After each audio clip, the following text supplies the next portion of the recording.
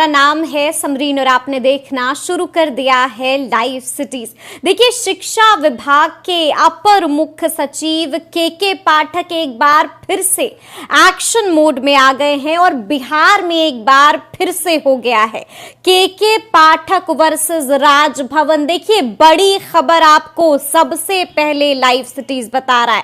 बड़ी खबर जनाब ये है कि शिक्षा विभाग की बैठक में जो भी वीसी और रजिस्ट्रार नहीं शामिल हुए थे, अब उनकी परेशानियां बढ़ने वाली हैं क्योंकि अब उन पर एफआईआर दर्ज हो चुकी है। जी हां, बड़ी खबर आपको सबसे पहले लाइव सिटीज ने बताया है। तो आज हम इसी मुद्दे पर सीधी बातचीत करेंगे पटना हाईकोर्ट के जाने माने एडवोकेट देव प्रकाश जी से। सबसे पहले बहुत शुक्रिया बात करने के लिए। धन्यवाद जी वकील साहब, जैसा कि मैंने शुरू में ही इस बात का जिक्र किया है कि जो भी शिक्षा विभाग की बैठक में जो वीसी और रजिस्ट्रार शामिल नहीं हुए थे, अब उनके खिलाफ एफआईआर हो गई है। तो इस मुद्दे को, इस मामले को कैसे देखते हैं, क्यों हुई है एफआईआर? देखिए, बिहार में कि बिहार स्टेट यूनिवर्सिटीज एक्ट 1976 है, उसके तहत वाइस चांसलर जो होते हैं और यूनिवर्सिटी, वो ऑटोनोमस बॉडी होती है, स्वायत्त संस्था होती है। वो कोई डीओ साहब नहीं है कि प्रिंसिपल सेक्रेटरी के अंदर में वो काम करते हैं, उनके सबऑर्डिनेट वो नहीं है वो। दूसरी बात, अगर किन्हीं के अंदर हैं तो वो चांसलर के अंदर आते हैं, who is the governor of Bihar.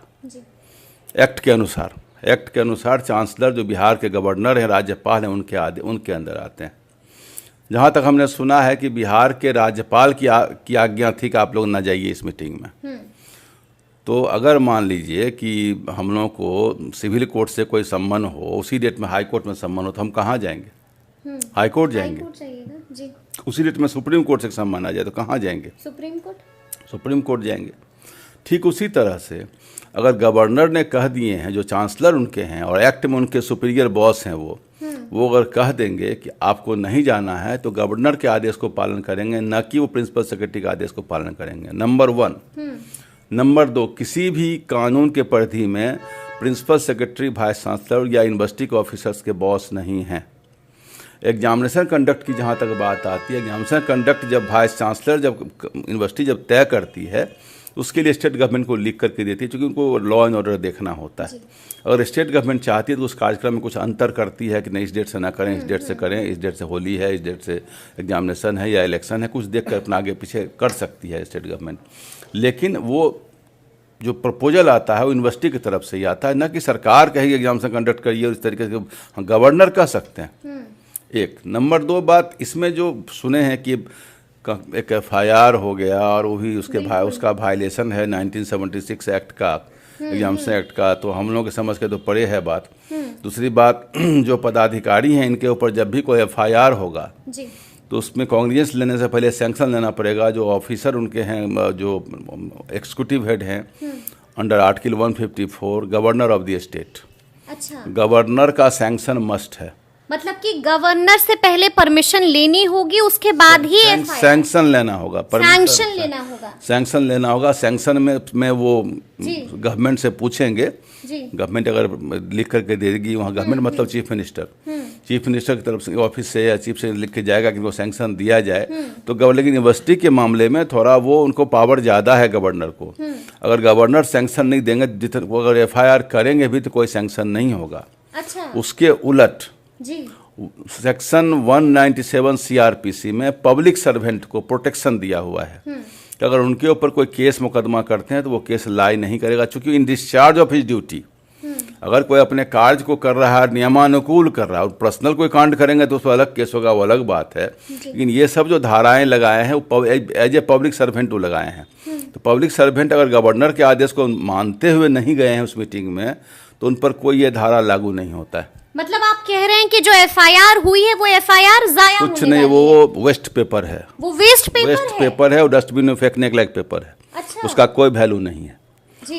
तो आपको बता दें कि एफआईआर तभी होगा जब तक गवर्नर सैंक्शन नहीं करेंगे, कॉग्निजेंस नहीं होगा उस केस में। अगर कॉग्निजेंस गलती से पुलिस विभाग के लोग ले लेते हैं तो क्या सीधे हाई कोर्ट में जाएंगे और सेक्शन 482 सीआरपीसी में जाएंगे, उसको क्वैश कराने के लिए क्वैश हो ही जाएगा। अच्छा, क्वैश हो जाएगा, क्वैश सीधे हो जाएगा। उल्टे उसका उलट बताते हैं कि आईपीसी के धारा 353 में वो चाहें तो उस अफसर के ऊपर केस कर सकते हैं कि हमें अपने सरकारी कार्य में बाधा डाला। मतलब आप कह रहे हैं कि उल्टा के पाठक के खिलाफ केस हो सकता है? बिल्कुल। कानून किसी व्यक्ति विशेष का नहीं होता। कानून मतलब ये दाव उल्टा पड़ सकता है? कानून में एक नागरिक से लेकर राष्ट्रपति तक का कानून है।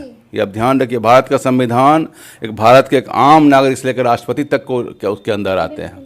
तो इस बात को ध्यान रखिए, कानून में कोई ऐसा नहीं कि सुप्रीमो हैं कि उनके अंदर उन पर कोई कानून लागू नहीं होता। क्वीन ऑफ मोनार्क हैं कि वो सबसे ऊपर हैं, वो उनके अंदर वाइस चांसलर, उनके डिस्ट्रिक्ट एजुकेशन ऑफिसर हैं, उनके सबऑर्डिनेट वो नहीं हैं। यूनिवर्सिटी ऑटोनोमस बॉडी है और यूनिवर्सिटी को इस ढंग से अगर चलाया जाएगा तो यूनिवर्सिटी की जो भी गरिमा बची है वो खत्म हो जाएगी। ये अलग बात है कि जो वाइस चांसलर्स की जो अभी ब्रीड आ रहे हैं और जो हम लोग स्वयं थे, उसमें ज़मीन आसमान का अंतर है, वो अलग बात है। लेकिन अगर मान लीजिए कि किसी पत्थर को आपने चीरा घर में रख दिया तो भगवान तो है ना, अगरबत्ती तो दिखाना पड़ेगा ना। उस जगह पर तो बैठे हुए हैं, तो उस जगह पर जब वो बैठे हुए हैं तो जिस ढंग का FIR का हमने भी सुना है, हम लोग तो अखबार नहीं पढ़ पाते, 1-2 लाइन सुबह देखते हैं, उसी मोटलिंग फर्स्ट फ्रंट या फर्स्ट या थर्ड पेज पर ही कहीं था लिखा हुआ। क्या FIR का सेक्शन है वो भी मैंने नहीं देखा हुआ, आपने दिया तो मैंने देखा है। ये सब सेक्शन जो है सो ट्रेस ऑफ पेपर है, इसको कहा जाएगा वेस्ट पेपर। अच्छा, आपने सेक्शन की बात कर दी है वकील साहब, धाराओं का जिक्र हो गया है, तो हम जानना चाहेंगे कि कौन कौन सी धाराएं लगा दी गई हैं? धाराएं हैं 120B। 120B कहता है सब मिल के कोई कंस्पिरेसी करके कोई एक्शन आप लेते हैं तो कंस्पिरेसी करके। अच्छा। उसके बाद 166 है पब्लिक सर्वेंट्स के ऊपर लगता है कि आपने हमारी आज्ञा नहीं मानी तो आपकी आज्ञा मानने के लिए बाध्य होंगे तब ना। दूसरी है कि 166A है, वो भी है कि जानबूझ के आपने हमारी आज्ञा नहीं मानी। अच्छा, इंटेंशनली। नोइंगली जिसको कहा जाए। 174, 175, 176, 179, 187 सारा उसी में है। किसी में 1 महीना, किसी में 2 महीना, किसी में 3 महीना, किसी में 6 महीना, कहीं मैक्सिमम 1 साल का सजा है। मैक्सिमम 1 साल। हाँ, इसलिए मैंने कहा कि और ये इसमें कॉग्निजेंस हो नहीं सकता। अच्छा। अगर कॉग्निजेंस पुलिस अफसर लेंगे, FIR करेंगे तो हाई कोर्ट में जाएगा और क्वेश होगा ऑर्डर। चूंकि हाई कोर्ट यह नहीं देखेगा कि यूनिवर्सिटी के वाइस चांसलर कौन है, एक्स हैं कि मैन ऑफ स्ट्राटा हैं कि मैन ऑफ स्ट्रॉ हैं, वो नहीं देखेगा। वो यह देखेगा कि वो वाइस चांसलर है जो ऑटोनोमस बॉडी है and he in discharge of his duty in accordance with the order and dictate of the governor. अगर वो आदमी काम कर रहा है तो उसको आप उस काम में बाधा अपने बल्कि उल्टे 353 में वो चाहे तो केस कर सकते हैं। उल्टा 353 में जी बिल्कुल। दूसरी बात मैं आपको कह दूं कि ये स्टेट गवर्नमेंट जो हैं वो सबके सुप्रीमो हैं। बार बार हम बोलते हैं चीफ मिनिस्टर सबसे ऊपर हैं। इस ढंग की बात अनफॉर्चुनेट मैटर ये सब हो रहा है। इसलिए अनफॉर्चुनेट हो रहा है कि सिस्टम के 2 हाथ आपस में टकरा रहे हैं। टकरा रहे हैं तो इसको सिस्टम फेल्योर कहा जाता है, इसको एनार्की के स्टेट कहा जाता है। इसको एनार्की ना कहें तो और क्या कहें कि आप ही के 2 अंग अगर आपस में टकरा रहे हैं। अब वो कोई DO तो है नहीं वाइस चांसलर महोदय, और वाइस चांसलर को अगर जाने से मना करते हैं गवर्नर साहब, जैसा कि हमने सुना गवर्नर साहब के आज्ञा है कि नहीं जाना है, तो किसके आदेश को पालन करेंगे? गवर्नर का आदेश को पालन करेंगे। उन्होंने अगर ऐसा आदेश है, मैंने नहीं देखा है वो आदेश, अगर ऐसा आदेश है कि राज्यपाल उनके लिए तो असमंजस वाली स्थिति है, महामहिम ने अगर आदेश दिया है कि आपको नहीं जाना उस मीटिंग में, यहाँ हम बुलाएंगे तभी आना है, और उसमें अगर वो नहीं गए हैं तो उन पर कोई भी FIR नहीं हो सकता। अगर वो FIR होता भी है that is a trace of paper, wastage है, वेस्ट ऑफ पेपर है, डस्टबिन में फेंकने के लायक वो FIR है, उसका कोई वैल्यू नहीं है। अच्छा, हम आपसे ये भी जानना चाहेंगे वकील साहब कि क्या VC और रजिस्ट्रार पर FIR करना शिक्षा विभाग के अधिकार में है? क्या कर सकता है शिक्षा? देखिए, FIR तो कोई किसी पर कर सकता है। आप हम किसी पर कोई FIR करने में बैठक में नहीं आए और FIR का मतलब है वो section CRPC 150 first information report है, उस पर इन्वेस्टिगेशन होगा कि FIR सस्टेनेबल है कि नहीं है। ऐसे तो हर आदमी चाहे तो हर एक पर वो FIR कर सकता है, किसको जिसको। लेकिन इस मामूली बात पे बैठक में नहीं आने पर FIR, वो भी VC पर और रजिस्ट्रार पर, वही तो एब्यूज ऑफ लॉ कहिए इसको, एब्यूज ऑफ लॉ है, nothing else. Abuse of law है ये, मिसयूज ऑफ लॉ है, मिसयूज ऑफ पावर है, कुछ भी नहीं है। इस ढंग के काम करने में नियंत्रण होना चाहिए। ऐसे उनका कार्य अच्छा है, समाज में अच्छा वैल्यू हुआ है, काम भी अच्छा किया, लेकिन वाइस चांसलर को डिस्ट्रिक्ट एजुकेशन अफसर बना देंगे वो नहीं हो सकता। और यूनिवर्सिटी ऑटोनोमस बॉडी है, चांसलर के अंदर काम करता है, मतलब महामहिम राज्यपाल के अंदर काम करता है। महामहिम राज्यपाल अगर चाहेंगे तो राज्यपाल के आदेश का पालन अगर नहीं करेंगे तो उन पर एक्शन लेंगे। एक्शन लेने से उनको भी गवर्नमेंट से लेना पड़ेगा परमिशन, गवर्नमेंट से वो ले लेंगे सैंक्शन, उसके बाद वो एक्शन ले सकते हैं, वो सस्पेंड कर सकते हैं, डिसमिस कर सकते हैं, या कोई फिनेंशियल डिफाल्केशन होता है तो फिर गवर्नमेंट आती है और वहाँ पर उन पर जांच करती है, वो अलग बात है। देखिए क्रिमिनल एक्ट कोई आदमी करेगा तो वो अलग बात है। ये जो सारे सेक्शंस हैं ये पब्लिक सर्वेंट के ऊपर वाले सारे बड़ी बड़ी धाराएं लगा दी हैं, छोटी मोटी धाराएं हैं, छोटी मोटी, लेकिन कतार काफी लंबी। कतार तो आप जितना धारा है सब लिख दीजिए, कौन जितना 518 कानून है 518 लिख दीजिए, कौन मना करता है। आईपीसी में जितना धारा है अब तो घटा के 358 करने जा रही है सरकार 1 जुलाई से, लगा दीजिए सब, मुझे कौन मना करता, लेकिन लागू होगा तब ना, लिखने से क्या हो जाएगा। देखिए इसी बीच एक और बड़ी खबर है कि राज्यपाल ने एक पत्र लिख दिया है और ये पत्र राज्यपाल ने मुख्य सचिव को लिखा है और साफ साफ कहा है कि आप एक बार ये बात जान लीजिए कि शिक्षा मंत्री से सहमति तो ली गई थी ना, कहीं ऐसा तो नहीं कि कानून की धज्जियां उड़ाई जा रही हैं। सहमति जब होगी तो गवर्नर की होगी, शिक्षा मंत्री की सहमति नहीं होगी। अच्छा। अगर इन पर कोई एक्शन लेना है तो सहमति गवर्नर से एक्शन लेना आवश्यक है, उसके बिना कोई एक्शन नहीं हो सकता है इनके। नहीं, जैसा कि एफआईआर का जिक्र कर दिया है अधिकारियों ने शिक्षा विभाग के, तो सहमति तो ली गई होगी मंत्री इस ढंग का एफआईआर तो कुछ नहीं है, तो किसी के ऊपर, ये तो मर्ड स्लिंगिंग है, दूसरे के ऊपर कीचड़ उछालने वाली बात हुई, नथिंग।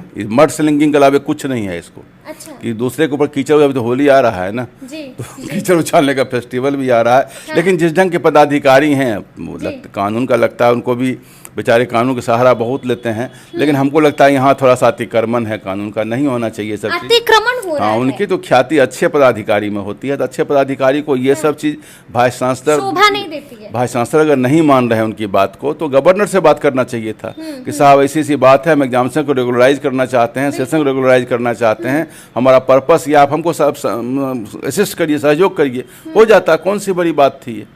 अगर पर्पस है कि एग्जामिनेशन को सिस्टमेटिक किया जाए तो समय पर किया जाए तो गवर्नर के कोऑर्डिनेशन से भी काम हो सकता है, गवर्नर कोऑर्डिनेट करेंगे ही करेंगे।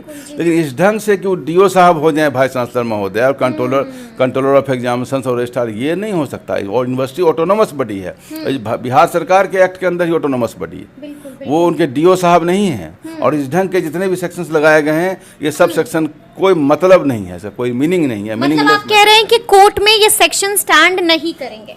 सही माने में तो थाना को भी नहीं लेना चाहिए कि उसमें कॉग्निजेंस नहीं ले सकती थाना, इसमें थाना भी नहीं लेगी कि कॉग्निजेंस ऑफिसर कहने पर ले भी लेती है तो हाईकोर्ट जाएंगे, हाईकोर्ट में खत्म हो जाएगा केस। ये ठीक है, क्या लगता है वकील साहब आगे आगे क्या कुछ हो सकता है? क्योंकि पाठक जी ने या ये कहिए कि शिक्षा विभाग ने तो एफआईआर कर दी है, यानी कि मामला आगे बढ़ चुका है। कुछ नहीं, आपके अखबार इलेक्ट्रॉनिक का न्यूज बनेगा और इसके अलावा इसमें कुछ नहीं है, कुछ नहीं होगा, कुछ नहीं है। हमको लगता है सरकार को बैठ के इसको समेट लेना चाहिए, सब बात कोई अच्छी बात नहीं है। मैंने स्पष्ट कहा this is nothing but mud slinging upon each others face, एक दूसरे के ऊपर कीचड़ उछालने का कुछ भी नहीं है। अगर एग्जामिनेशन सिस्टम थोड़ा बिहार का ऐसा है कि सेशन टाइम पर नहीं चलता है, लोग परेशान हैं, बच्चों को बाहर दिक्कत हो रही है, अच्छी बात है, हो जाए समय पर तो ठीक ठाक बात है, लेकिन गवर्नर की सहमति से होगा, बिना उनकी सहमति से नहीं होगा। मीटिंग बुलाना चाहते हैं, बुलवा लीजिए गवर्नर को बोल के मीटिंग बुलाइए, भाषा हम चाहते हैं सिस्टमेटिक एग्जामिनेशन हो। ऐसा थोड़े गवर्नमेंट कोऑर्डिनेशन में काम नहीं करती गवर्नमेंट लेकिन गवर्नमेंट में कोई एब्सोल्यूट पावर, यहाँ कोई मोनार्क नहीं है जनतंत्र में, यहाँ कोई मोनार्क नहीं है, सुप्रीमो कोई नहीं है यहाँ पर। There is no scope of absolute power with any one officer of the government. Absolute power किसी के हाथ में नहीं है, ये बल्ट इंटरविंड है पावर, कुछ पावर के कार्यपालिका को, कुछ पावर विधायिका को, कुछ पावर राज्यपाल को, कुछ पावर हमारे न्यायालय को भी है।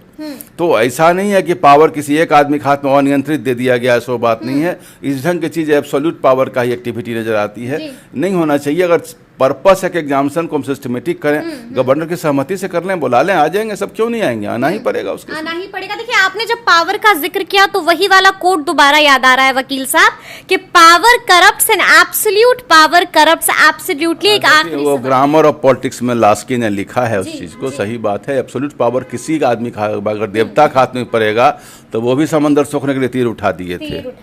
तो अब जान लीजिए, जबकि बाद में समंदर ने कहा कि हमारी प्रकृति है और प्रकृति के देव भी आप ही हैं, तो बाद में उनको महसूस हो गया कि नहीं हम गलती कर रहे थे, उन्होंने कहा पुल बना के निकल जाइए हमारे ऊपर से।